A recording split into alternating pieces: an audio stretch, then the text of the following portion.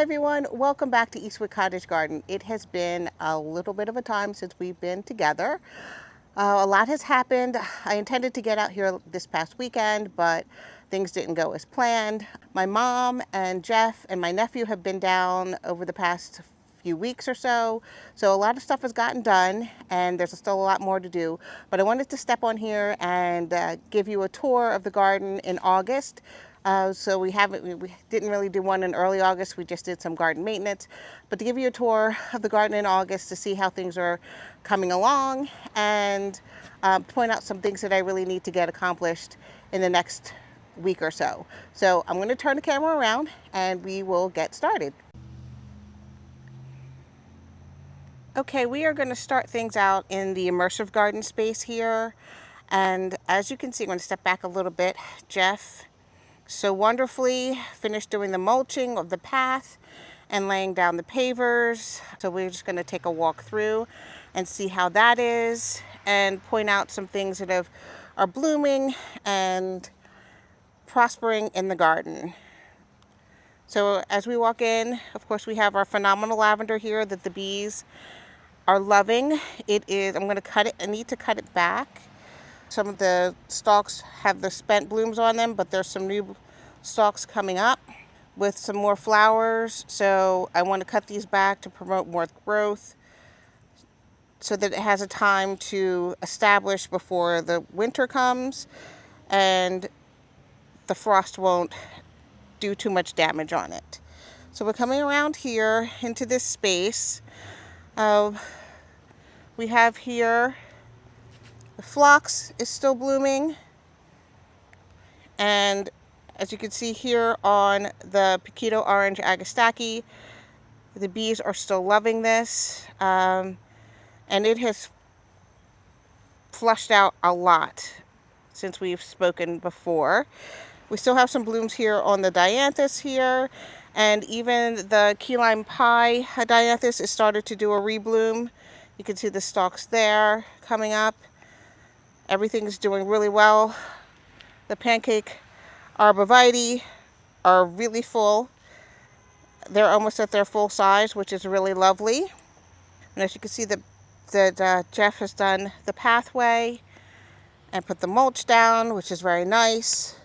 And I wanted to point out over here, I was in the midst of doing some ridding of this bishop scout weed, and I was actually here at the tomatoes, kind of taking stock of what was going on with the tomatoes and the peppers, and I saw a beautiful black swallowtail butterfly just flitting about, and I was wondering what in the world it was doing.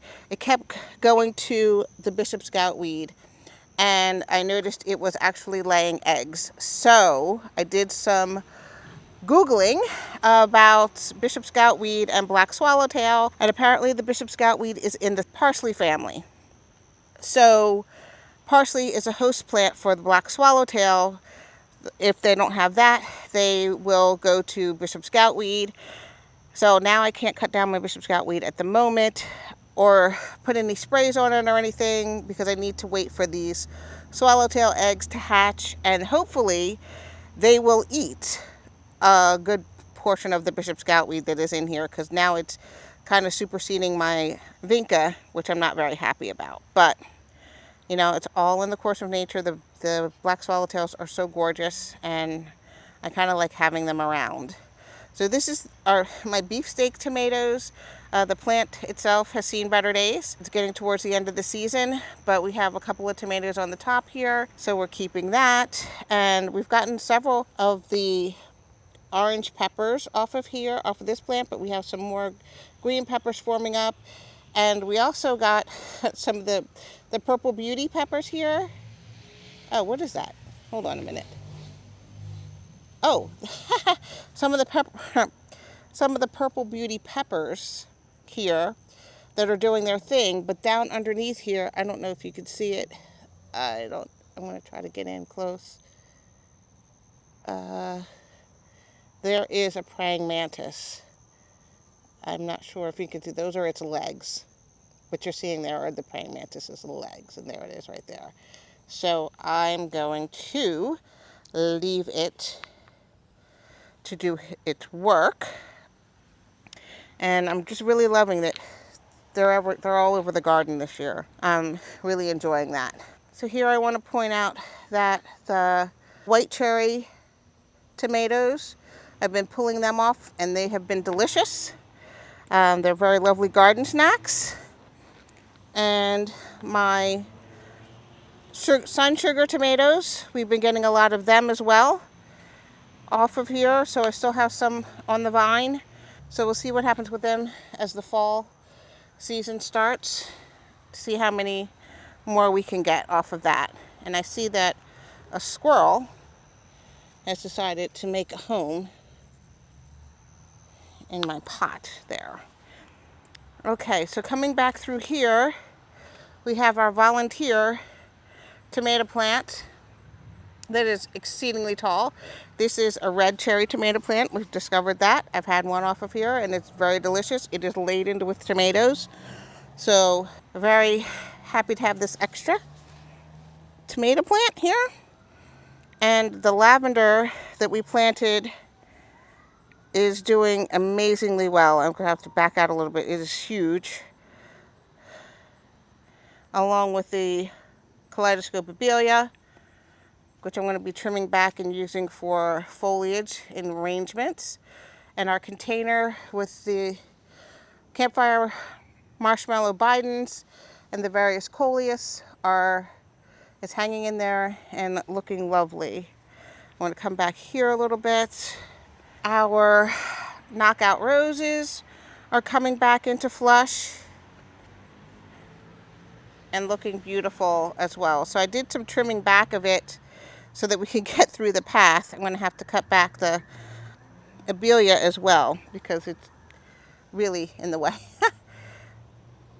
to get through this immersive space here. So here is our little lime hydrangea, and they are looking amazing. I did cut one and it is drying and it looks really, really pretty. So I'm going to be pulling some more off of these and then drying them so I can have them in the house over the winter. In the fall, from the fall into the winter. I'm really excited about how this is growing. And I do need to do some deadheading. I did some earlier, but I need to do some more deadheading of the Rudbeckia or Black-Eyed Susans. But looking in this side, we're at the back of the immersive garden, we have our green twister echinacea on this side. We had to take it out on this side because it was diseased. It had Astor's yellow. And we have some balloon flowers still blooming. And I'm really excited about the Heliopsis or fall sunflower back here that is blooming out very, very well. And we have some of the balloon flowers on this side as well, looking amazing. So back here, coming back towards the back corner, we have some sad news. This is my rose bush. It's like an old style rose. It was a single, just 5-petal rose. It has rosette disease or some kind of disease. So I'm going to be coming in here and cutting this down, and Jeffrey's going to come in and cut it out of the ground. And if you have something like this, especially if it's rosette disease, you don't want to plant any more roses in that spot for several years because you want to make sure that the root is gone. This is caused by a mite and it is contagious, so I need to get this out here, get it out before it spreads to my other rose plants. But once you pretty much have rosette disease, it's done for.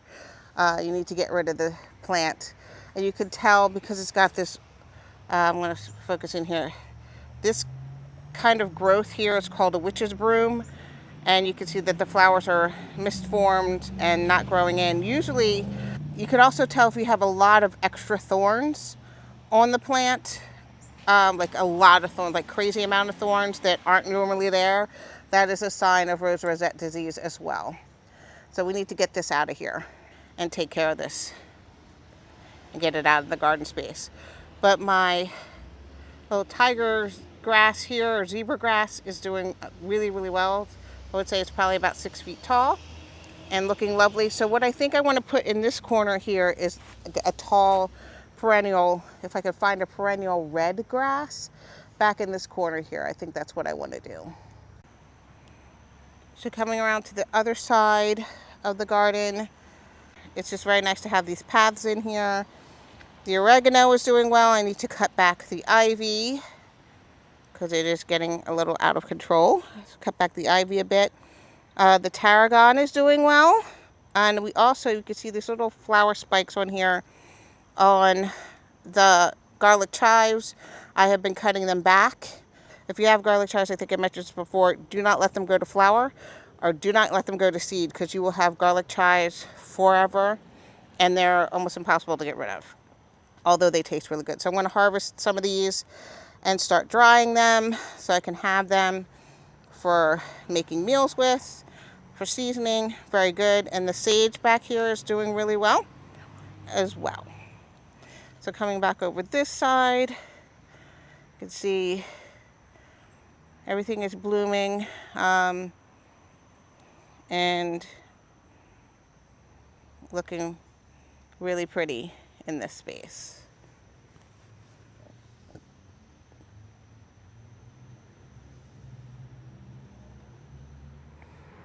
So coming around to this front border here, I'm very excited about how it is filling in.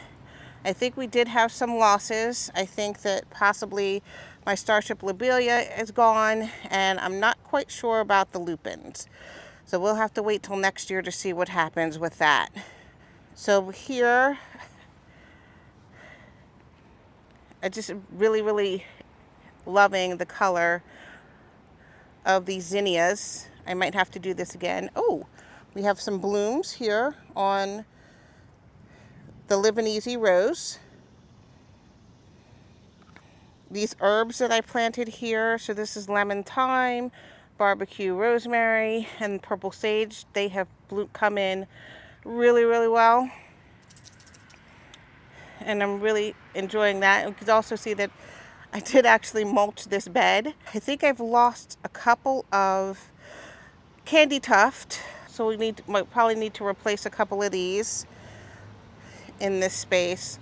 But these mums, so this is two mums, and this is another 2 mums, but they all came from the same mum. So if you remember earlier on in the season, I had the one mum that I cut into 4 pieces, and each of these 4 pieces almost is, well, 3 of the 4 pieces are bigger than the original one that was all together.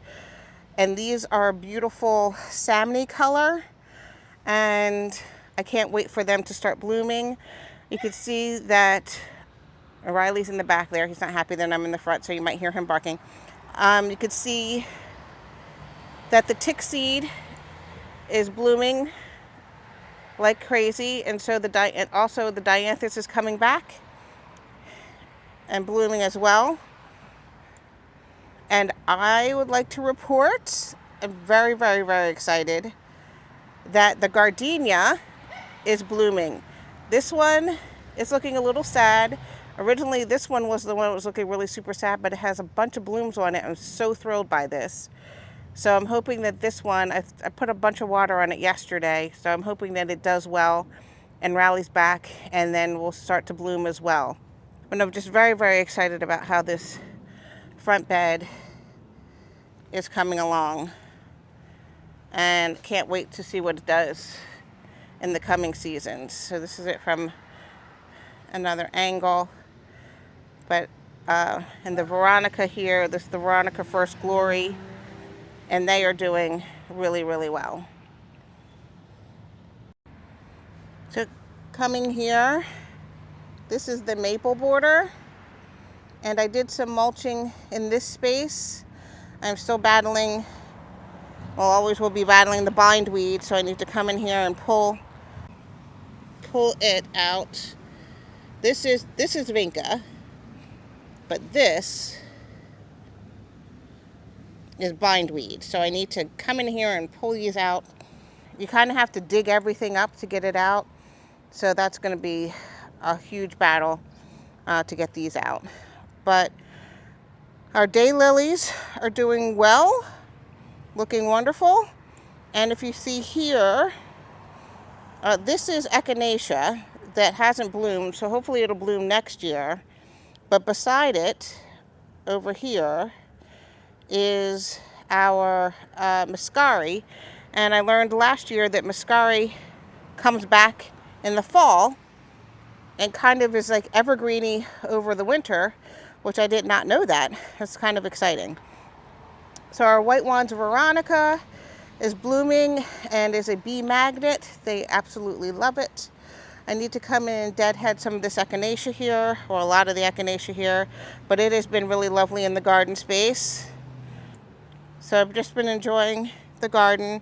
I do have some powdery mildew on my peonies. I had that last year, so we'll have to see what we can do about that. But overall, happy about how this bed is coming in, and I think I'm going to do some kind of more musical plants to put something in some of these empty spaces here in the garden bed. Coming back here to the grape border, it's moving into the orchard. Everything seems to be doing well. Jeff came in and mulched this area for me, so it's looking really, really good. I'm really loving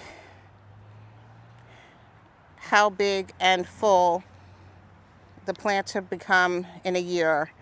So this is Arctic Fire Dogwood, and I love the red stems, and they're going to get even redder as the fall comes. And the Sky Pencil Holly is filling in, and we do need to do a little trimming on this, but we have the Artemisia Silver Mound that's doing all right. And our popcorn roses are doing great. And our Walker's Low Catmint, all three that we planted are doing really, really, really well. So this is the one that we planted in February, and it is by far the biggest and doing well. And our Lyrical Blue Salvia that we planted is doing really well. I love the fact that the calyxes are dark, so it doesn't look like you need to deadhead it as much. But things are doing really, really well. So our Firestar Dianthus are coming back in bloom. And here is the other Veronica white wands. And we have a lot of blooms here on our Fresco Apricot Fresco Apricot Echinacea. So that's doing great. And we cut back all of the yarrow, the Coronation Gold yarrow, and they are flushing back, so we might be able to get some more blooms in the fall. That would be nice. And you can see here a lot of the flower buds on the Prince Henry Japanese anemone. And I love the spent flower stalks of the agapanthus. So I can't wait for all of them to come into full bloom and their full stride, so we can get lots of these really neat looking flower stalks, or spent flower stalks. So overall, this Midnight Model Salvia is doing really well here, and there's more of the Japanese anemone that's going to be a pink color, beautiful, beautiful pink color, and things are just doing well overall. I filled this bird feeder, the bird bath up last night, yesterday afternoon, and they have come in and drained it. So we're gonna fill that up before we go in. And here's more of the lavender that we're gonna do a little cut back and see if we can get some more flushing before the winter. Here we have a red mum, and it's got its little flower buds on it. My friend Carol gave me this, and it's a nice addition to the garden. So the other thing my mom did when she was here, which is wonderful, is I had purchased these pots and little feet to put the runners in for the strawberries. So she did that for me when she was here last week, when she and my nephew were here last week. And I'm very excited about that. We have a lot of blooms on here. There were some strawberries, but I think somebody got them. But there are some more coming in here. So hopefully we'll have some strawberries in the fall. So coming back in this area, we are in the orchard area now. You can see the plum tree is starting to put on its fall color, but it did really well this year and it grew a lot. So very excited about that. Excited to see what it does next year. And coming here, these are supposed to be fall gold raspberries. They are not fall gold raspberries. And they're not exactly the best tasting raspberries. So you can see here, this is clearly not gold. Not gold at all. There are a lot of berries on here. They were pretty bad. I've been kind of letting them sit for a little bit, and it seems that I'm thinking maybe they weren't pollinated as they should be. There's been a lot more bee activity over here, and it seems that the newer fruits seem to be a little bit better than the older fruits. You can see that there's a lot of fruits under here. So we're going to see. I was going to just rip them out and try to get fall gold, but I might let these stay and then try to do more containers with fall gold. But as you can see, the bees are doing their thing on here. So we'll see. We'll see what we get. But in this corner here, I'll just turn around slowly. You can see the peach tree is every bit of, I would say, 10 feet tall.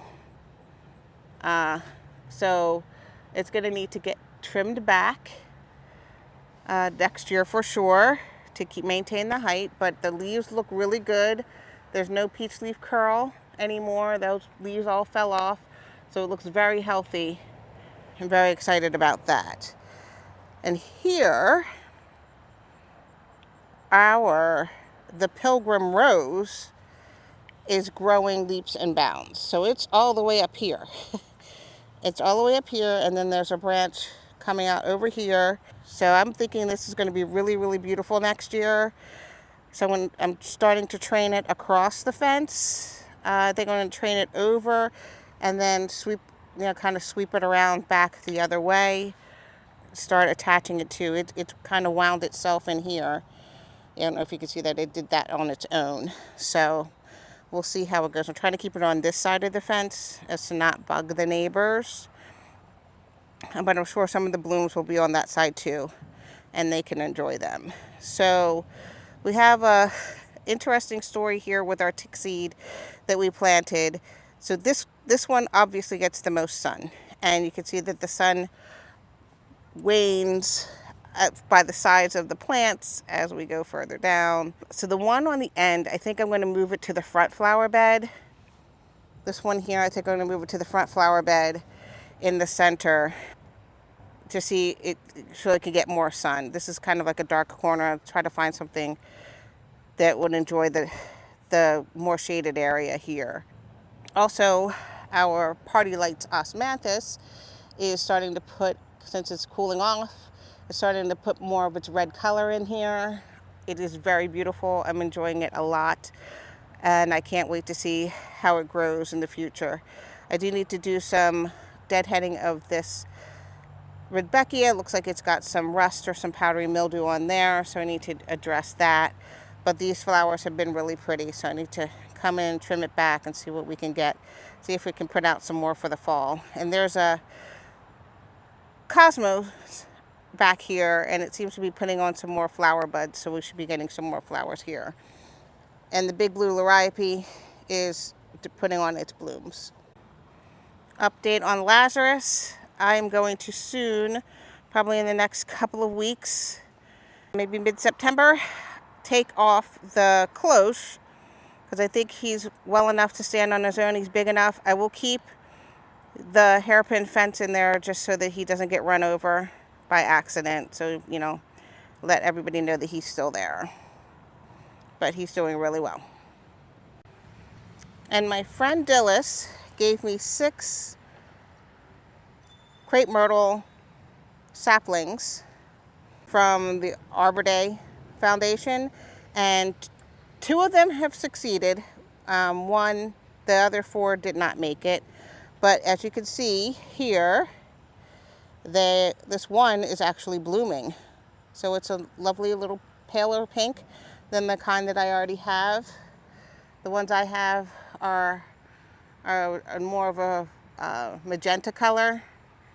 And so now I'm going to have a little paler pink, and then the magenta. So I'm kind of excited about that. Over here, we have our mock orange, one of our mock orange plants. They're just putting on new growth. I think I might move these because they aren't really as big as they should be. I think I might move them into another place in the garden. I want to start a new bed in the front, and I think I want to put them there. Also, I did cut back. You saw this in the past video, I believe, that we did cut back the goji berry here. It won't die. It's rallying back, so I think it really liked being cut back that way. I'm going to try to keep it, I guess, shorter. But you can see, not only does it like it, it has also put out a bunch of blooms. So each of these blooms is going to be a berry. So there will be a bunch of goji berries happening over the winter.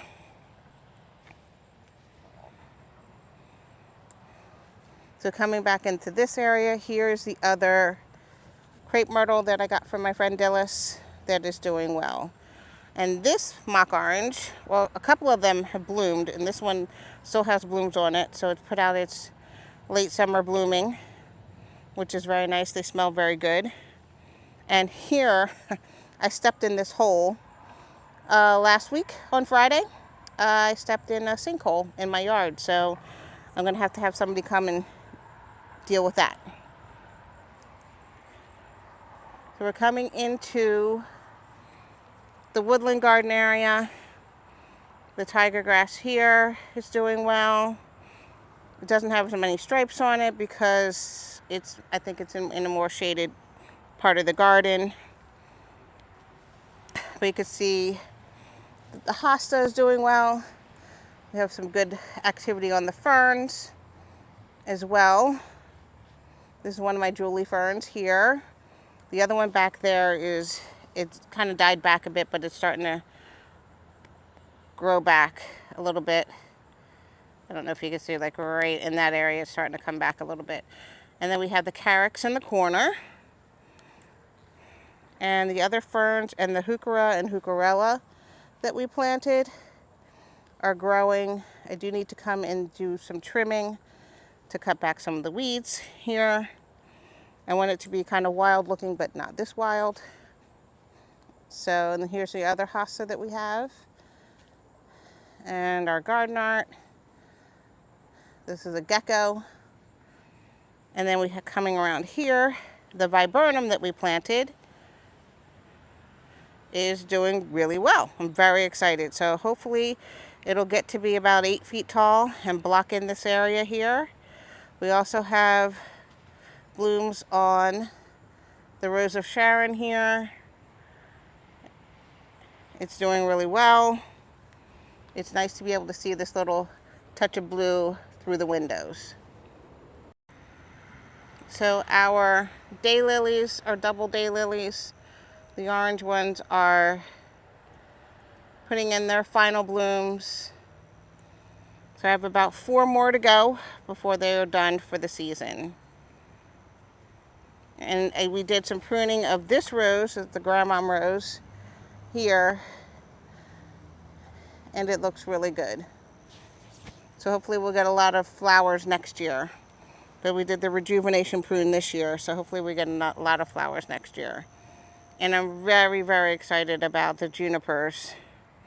This color is amazing.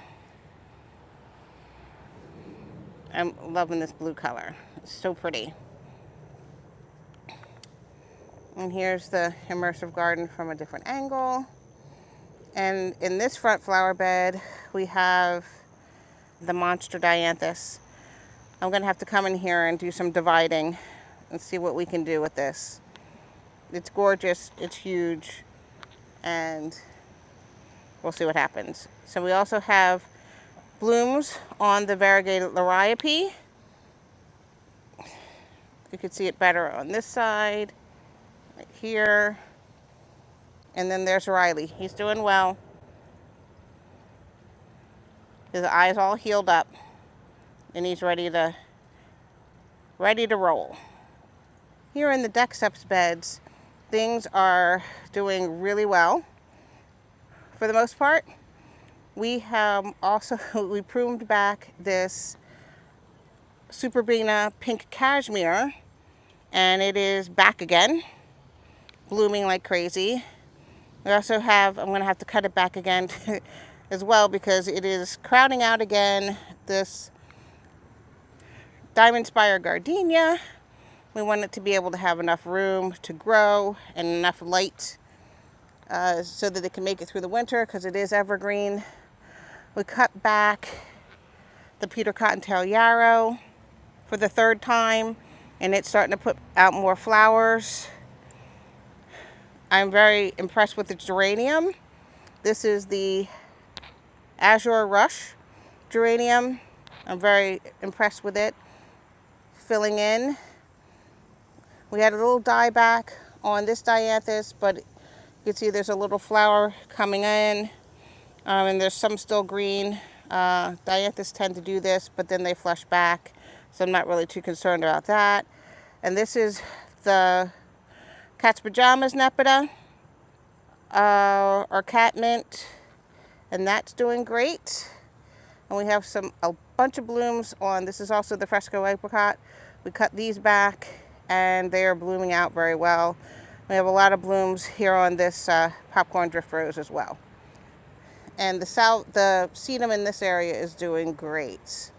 And we have a lot of, the mother chicks have died over here mostly, but the little chick babies are, I guess the hens have died, but then we have some chicks that are going for it. So we're going to see how they go. My mom said that once they get established, they just keep going. So we'll see how that goes. Hopefully that's the case. And then coming over here, this bed is the same mirroring bed. Oh, I forgot to show you that here is the helenium or sneezeweed. I need to cut them back, do some deadheading on them, but they were gorgeous. And the 9-barks are doing really, really well. And as also is the pennisetum. The pennisetum on the other side is doing great. It's coming back, so I'm excited about that and hopeful for what it does in the future. But here again, we have more of the geranium and you can see the white flowers on the Peter Cottontail yarrow, and of course the Superbina pink cashmere. Oh, and also we have the lantana, not to be forgotten. You know, that on the other side as well. So the one that broke, that I think the cat sat on, that is still doing really well. So I'm glad I didn't cut that off because it's doing its thing.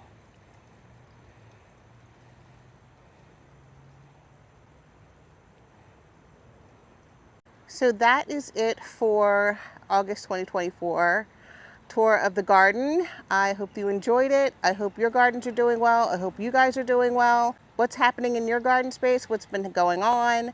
What kind of things will you grow again, and what kind of things won't you do again? So I'm really interested to hear about that, and I thank you all again for all of your likes and your shares and your watches, and hopefully I can get another video up in the next week because we're going to focus on getting that rose bush taken care of, and I want to start the new flower bed on the side of the property, the driveway side of the property. So those are the goals that we have coming up, and again, I hope you guys are doing well, and I look forward to seeing you in the next video. Bye-bye.